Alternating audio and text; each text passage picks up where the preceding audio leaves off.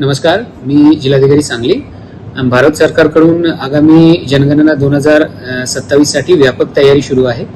जनगणनेची संपूर्ण प्रक्रिया डिजिटल पद्धतीने पार पाडणार असून नागरिकांच्या गोपनीयतेची पूर्ण काळजी घेण्यात आली आहे. जनगणना 2027 हे 2 टप्प्यांमध्ये शासनाकडून राबविले जाणार आहे.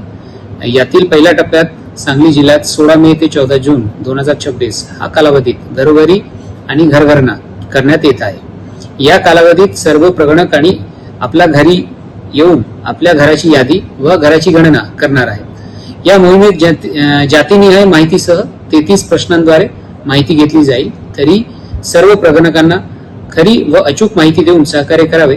तसेच अतिथी देवो भव याप्रमाणे आलेल्या प्रगणकांना सावलीत बसण्याची जागा व पाणी देण्याची विनंती मी करतो.